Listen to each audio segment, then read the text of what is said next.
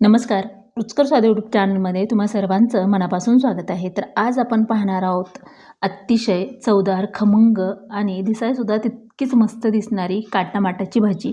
अशा प्रकारे तुम्ही कधीही बनवली नसेल, पण आपली आजी, आई अशाच प्रकारे जुन्या पद्धतीने बनवायची. चवीला इतकी भन्नाट होते, पाहता क्षणी खावेसे वाटेल इतकी छान ही भाजी तयार होते.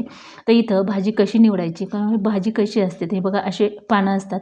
एक हिरवा काटमाटा असतो आणि एक लालसर. तर याला थोडेसे छोटे छोटे तुरे येतात आणि पावसाळ्यामध्ये ना जास्त प्रमाणात ही भाजी तुम्हाला भेटते. आता खुरपणं वगैरे चालू असतात ना, त्यामध्ये सुद्धा ही काही पेरली वगैरे किंवा असं लावली वगैरे जात नाही. तर ही रानभाजी आहे, पण चवीला इतकी मस्त लागते की नाही, आणि बरेचसे फायदेसुद्धा आहेत त्याचे. तर शक्यतो जितकी कवळी असेल तेवढी चवीला छान लागते ही भाजी. तर आता ह्याची जी कवळे कवळे देठ आहेत हे अशा प्रकारे तोडून घ्यायचे. जिथपर्यंत कवळी काडी आहे ना तेवढी ही तोडून घ्यायची, म्हणजे जितकी तोडून घ्याल तेवढी भाजी चवीला छान लागते. फक्त पानं जर घेतले तर एवढी चवीला भाजी छान लागत नाही. आता ही निवडताना याच्यामध्ये गवत किंवा वेगळं काही आलेलं ते चेक करूनच ही भाजी तोडून घ्यायची आहे. तर अतिशय कवळी ही भाजी आहे, त्यामुळे तोडायलासुद्धा बरं पडतं. आणि जेवढं देठ पटकन तुटतो तेवढा घ्यायचा, म्हणजे भाजी जी आहे ती चवीला खमंग अशी लागते. तर अशा प्रकारे ही भाजी आपण तोडून घेऊया. तर ही भाजी तोडून घेतल्याच्या नंतर साधारण 20 एक मिनिट तरी आपल्याला ही पाण्यामध्ये भिजत घालायची आहे. का तर ना पावसाळ्याचे दिवस असल्यामुळे खूप सारी माती, चिखल याला लागलेला असतो किंवा कुठलं केमिकल वगैरे असेल असंही काही होऊ शकतं. त्यामुळे अगोदर 2-4 पाणी धुवून घ्यायचं आणि त्यानंतर परत त्याला भिजत ठेवायचं, तेही थोडंसं मीठ टाकून. म्हणजे कुठले केमिकल असतील तर ते नाहीसे होतात आणि एक्स्ट्राची काही माती वगैरे असेल तर पाण्यामध्ये ती विरघळून जाते. ही भाजी अशा प्रकारे निवडून घेतली. आता पाहता क्षणी ती इतकी खूप सारी दिसते. ही भाजी केल्यानंतर खूपच थोडीशी होते. तर आता ही पूर्ण भाजी यातलं पाणी सगळं काढून घ्यायचं आहे. इथे 1 वाटी शेंगदाणे छान असे खरपूस भाजून घेतलेत आणि 1 कांडी लसूणसुद्धा सोलून घेतलेला आहे. आता इथं कढईत पाणी ठेवलेलं आहे. साधारण अर्धा तांब्या पाणी ठेवले, जास्तीचं पाणी नाही ठेवायचं किंवा वापरायचं. आता ही त्यामध्ये मीठ टाकले म्हणजे भाजीला चव छान लागावी म्हणून. तर आता जी भाजी आपण पाण्यातून काढून घेतली ती भाजी पाण्याला उकळी आली की टाकून घ्यायची. आता ही काय होतं, जेव्हा कवळी भाजी असते ना तेव्हा पटकन शिजल्या जाते, त्यामुळे त्याला जास्त शिजवायची वगैरे गरज पडत नाही. तरी पण ना थोडीशी सॉफ्ट व्हायला पाहिजे, म्हणजे जेव्हा आपण परतू ना तेव्हा ती कच्ची राहणार नाही यामुळे. तर आता सर्व भाजी या कढईमध्ये टाकून घ्यायचे. तर कढईसुद्धा बसत नाही आणि केल्यानंतर अगदीच घासभर भाजी होते. ह्या भाज्या अशाच होतात, म्हणजे कुठल्याही रानभाज्या असो किंवा कुठल्या पालेभाज्या असो, करताना जास्त दिसतात पण केल्यानंतर थोडीशी होते. आता याला ना हाय फ्लेमवरच आपल्याला 2-3 वेळा सतत ह्याला पलटी करून घ्यायचं. म्हणजे असं काय होतं की म्हणजे कुठलीही रानभाजी करताना ना त्याला माथटपणा असतो आणि ते माथटपणा तसाच जर राहिला ना तर त्या भाजीची बिलकुलच चव लागत नाही.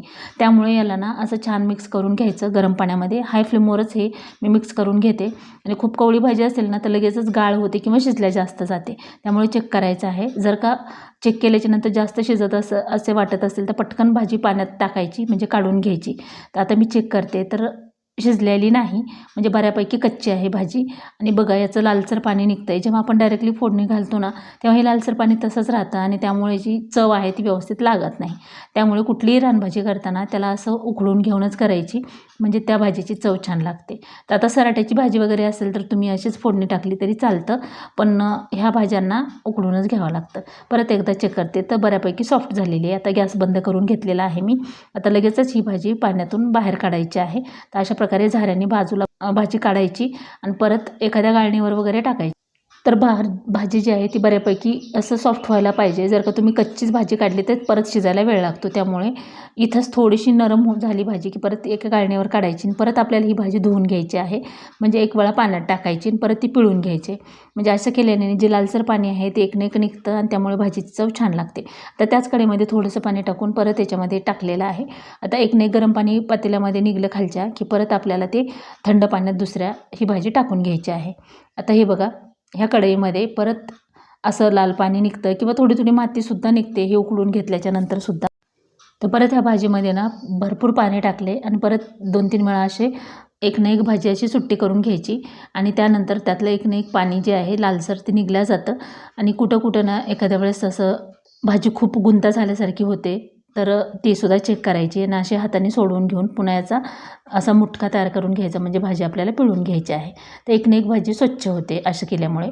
तर आता आपण अशा प्रकारे जेवढे हातात बसते तेवढा गोळा घ्यायचा भाजीचा आणि असं पिळून घ्यायचा आहे, म्हणजे यातलं ना एक पाणी निघावं, जेणेकरून हे बघा लालसर पाणी निघतं आणि त्यामुळे ते भाजीची चव नॅचरल अशी किंवा जशी लागायची तशी लागत नाही हे जर पाणी राहिलं तर. आता छान असा मुटका हा तयार करून घेतल्यानंतर दुसऱ्या ताटात ठेवायचा. परत जेवढं आहे अशाच प्रकारे ही सर्व भाजी आपल्याला पिळून घ्यायची आहे. असं केल्यामुळे एक ना एक पाणी निघतं किंवा काय असेल त्यामध्ये तेही निघलं जातं. ते बघा जसं आपण पिळतोय ना तसं याचं पाण्याचा रंग बघा कशा प्रकारे आहे ते. तर अशा प्रकारे सर्व भाजी आपली पिळून घेऊया. तर सर्व भाजी आपण पिळून घेतली तर साधारण 3 मुटके भाजी झालेली आहे ही शिजवून. तर हे बघा अशा प्रकारे हे पाणी निघलेलं आहे. आता हे जी पाणी आहे ते फेकून टाकायचं आहे. आता ही पिळून घेतलेली भाजी जी आहे ती एक ना एक अशी सुट्टी करून घ्यायची, म्हणजे त्याचा गोळा असा राहिला नाही पाहिजे. पूर्ण भाजी मोकळी करून घेतल्याच्या नंतर तिखट मीठ त्याला व्यवस्थित लागतं. जर का असंच थोडेसे गोळे राहिले की त्याला तिखट मीठ पोहोचत नाही व्यवस्थित, मग ते चवीला फिक्कं असं मध्येच लागतं. त्यामुळे असं एक ना एक पान असं व्यवस्थित सुट्टं करून घ्यायचं आहे. सर्व भाजी आपल्याला अशाच प्रकारे मोकळी करून घ्यायची. तर अशा प्रकारे आपण सर्व भाजी मोकळी करून घेतलेली आहे. तर बघू शकता एवढी भाजी झालेली आहे. तरी पण ना ही एवढी म्हणजे 3 ते 4 पेंड्या भाजी होती, तर 4 व्यक्तीसाठी पुरेशी होते. आता तुमच्या घरामध्ये किती आवडीने खातात किंवा किती खातात त्याच्यानुसार तुम्हाला करावी लागेल. तर आता इथं ही भाजी मोकळी करून घेतल्याच्या नंतर तर ही भाजी किती सुरेख दिसते आणि उकडून घेतल्यामुळे किंवा वाफवून घेतल्यामुळे एकदम मोकळी झालेली आहे. डायरेक्ट जर फोडणी घातली तर अगदी चिकदा अशी होते, त्यामुळे ती चवसुद्धा व्यवस्थित लागत नाही. तर आता इथं तर शेंगदाणे पूर्ण सालं काढून घेतल्याच्या नंतर मिक्सरच्या भांड्यामध्ये टाकून घ्यायच्या आहे. 7-8 लसणच्या पाकळ्या याच्यामध्ये टाकून घ्यायच्या, तर निम्मे ठेचून घ्यायच्या आहेत आणि थोडीशी कोथिंबीर टाकून परत त्याला असं भरड करून घ्यायची आहे. कधीही मोकळी भाजी करायची असेल ना तर भरडच करून घ्यायची, खूप बारीक कूट करायचं नाही, नाहीतर ती कढईला चिकटून राहतं, मग ते भाजीची चवसुद्धा व्यवस्थित लागत नाही. तर ही छान अशी आपलं हे कूट तयार करून झालेलं आहे, हे बाजूला करून घेऊया. ह्या भाजीमध्ये पाव चमचा मीठ टाकून घेतले. अगोदर पण मीठ टाकलेलं आहे, त्यामुळे थोडंसं चेक करूनच टाकायचं आहे. तर 1 चमचा लाल तिखट टाकून घेतलेला आहे, तुमच्या आवडीनुसार टाकू शकता, पण अगोदर चेक करायचं आहे बरोबर होतं का. साधारण 2 ते 2.5 चमचे लाल तिखट लागू शकतं. आता लाल तिखट ज्याच्या त्याच्या आवडीनुसार कमी जास्त तुम्ही इथं वापरू शकता. आता हे भाजीला व्यवस्थित तसं चोळून घ्यायचं आहे. मीठ आणि तिखट पूर्ण भाजीला लागलं तरच त्या भाजीची चव छान लागते. परत जर तिखट कमी वाटलं तर आपण नंतर टाकू शकतो, म्हणजे फोडणी घातल्यानंतर. आता या भाजीसाठी फक्त अर्धी पळी तेल टाकून घ्यायचं आहे, जास्त तेलाचा वापर ह्या भाजीला करायचा नाही. तर 1 पळी घेतलं होतं, तर अर्धी पळी बरोबर मी टाकून घेतले, अर्धी पळी बाजूला केलेलं आहे. तेल छान कडकडीत गरम होऊ द्यायचं. तेल कडकडीत गरम झाल्याच्या नंतर पाव चमचा मोहरी टाकून घेतली. मोहरीसुद्धा तडतडू द्यायची आहे. कच्ची मोहरी राहिली तर भाजीला चव लागत नाही किंवा ते मध्येच असं टचटच लागते, त्यामुळे मोहरी तडतडली की परत आपल्याला 1 चमचा ठेचून घेतलेला लसूण याच्यामध्ये टाकून घेतलेला आहे. हा लसूणसुद्धा बऱ्यापैकी परतून घ्यायचा आहे, खूप लालसर किंवा काळसर करायचं नाही. थोडासा परतून झाला भाजी जी आहे त्यामध्ये टाकून घ्यायची आहे. असं केल्यामुळे ना भाजीची चव खूप मस्त अशी लागते. आता याच्यामध्ये पाव चमचा हळदी पावडर टाकून घेतले. हे परतून झालं की लगेचच आपल्याला याच्यामध्ये भाजी टाकून घ्यायची. आता याच्यामध्ये आपण शेंगदाण्याचं कूट किंवा बाकीचं साहित्य टाकलं नाही तर काय होतं, भाजी जर थोडीशी कच्ची असेल आणि शेंगदाण्याचं कूट हे सर्व टाकलं आणि तुम्ही वाफवायला गेला तर ती लगेच भाजी खाली चिकटून राहते आणि त्यामुळे त्या भाजीची चव बिघडते. मग असं केल्यामुळे काय होतं, आता ही बघा भाजी असं सरसर हलवता येते किंवा खाली चिकटून वगैरे राहत नाही. त्यामुळे ही भाजी साधारण 2-3 मिनिट तेलामध्ये छान परतून घ्यायचे. आणि जर का तुम्हाला कच्ची वाटली तर तुम्ही थोडासा पाण्याचा शिपका जरी टाकला तरी ही भाजी खाली बुडाला वगैरे लागत नाही झाकून ठेवली की. त्यामुळे शेंगदाण्याचं कूट पूर्ण भाजी शिजल्याच्या नंतरच टाकायचं, म्हणजे भाजीची चव बिघडत नाही आणि मस्त अशी भाजी चवीला लागते. आता ही बघा 1-2 मिनिट आपण परतून घेतल्याच्या नंतर आणखीन 1 चमचा लाल तिखट आपण इथं टाकून घेऊया. साधारण 2 ते 2.5 चमचे लाल तिखट लागतं, तेव्हा भाजीची चव छान लागते.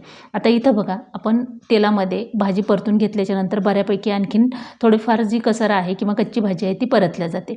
आणि जर का आणखीन मऊ नाही झाली किंवा शिजली नाही तर थोडासा अगदी पाण्याचा शिपका मारून झाकून ठेवली की ती भाजी वाफेवर सुद्धा शिजली जाते.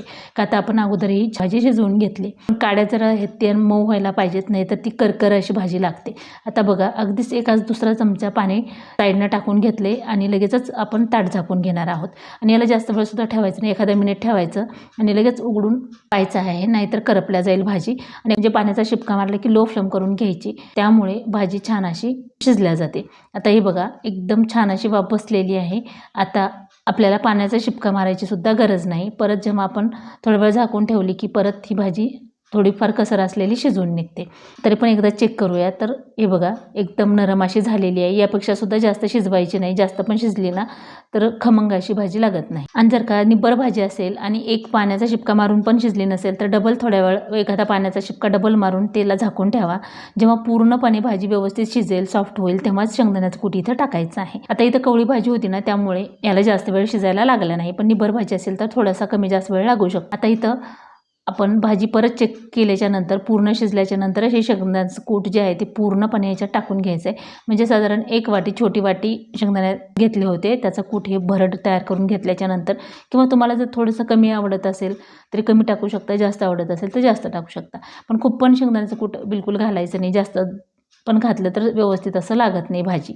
आता हे बघा हरभऱ्याची भाजी कशी असते तशा प्रकारे ही भाजी दिसते आणि चवीलासुद्धा तितकीच मस्त लागते. ज्वारीच्या भाकरीसोबत किंवा कुठल्याही भाकरीसोबत ही भाजी खूप चवीला भन्नाट अशी लागते. तुम्हाला हिरवी मिरची वापरायची असेल ना इथं तरीही चालतं. शिल्लक राहिलेलं शेंगदाण्याचं कूटसुद्धा सर्वच आपण याच्यामध्ये ॲड करून घेतलेलं आहे. परत ह्याला हलवून घ्यायचं आहे आणि शेंगदाण्याचं कूट टाकताना अगदी लो फ्लेम करून घ्यायचं आहे, म्हणजे भाजी बुडायला लागणार नाही. तर अशा प्रकारे जर भाजी केली ना तर ज्यांनी कोणी कधी ही भाजी खाल्ली नसेल ते सुद्धा आवडीने खातील, इतकी मस्त होते. थोडंसं मीठ टाकून घेतलेलं आहे आणि तिखटसुद्धा तुमच्या आवडीनुसार इथं वापरू शकता. तर बघा दिसायलासुद्धा किती मस्त दिसते भाजी आणि चवीलासुद्धा तितकीच भन्नाट झालेली आहे. बऱ्याचशा रेसिपी असतात की त्याला थोडंसं बारीकीनं करावं लागतं, किंवा हे रानभाज्या असतात आपण कोणत्या पद्धतीनं करतो त्याच्यावर सुद्धा त्याची चव अवलंबून असते. त्यामुळे अशा प्रकारे एकदा नक्की ट्राय करा आणि केल्याच्या नंतर मला कमेंटमध्ये सांगायला बिलकुल विसरू नका. तर पाहिल्याबरोबर तुमच्यासुद्धा तोंडाला पाणी सुटेल इतकी मस्त ही काटामाटाची भाजी झालेली आहे. आणि सध्या पावसाळा असल्यामुळे ना बाजारात किंवा कुठेही ही भाजी जास्त प्रमाणात येते. शेंगदाण्याचं कूट टाकल्याच्या नंतर सुद्धा मी थोडा वेळ झाकून ठेवलं होतं, गरम कढई होती त्यामुळे. तर बघू शकता एकदम छान अशी आपली भाजी तयार झालेली आहे. आता ही भाजी प्लेटमध्ये काढून घेऊया. त्या प्लेटमध्ये टाकल्यानंतर सुद्धा बघू शकता किती मस्त ही भाजी दिसते. तर काटामाटाची भाजीची ही रेसिपी तुम्हाला कशी वाटली ती कमेंट करून नक्की सांगा. व्हिडिओ आवडला असेल तर लाईक करा, शेअर करा, सबस्क्राईब करा आणि पूर्ण रेसिपी पाहिल्याबद्दल धन्यवाद. चला तर भेटूया अशाच एका छानशा रेसिपीमध्ये. Bye bye and take care.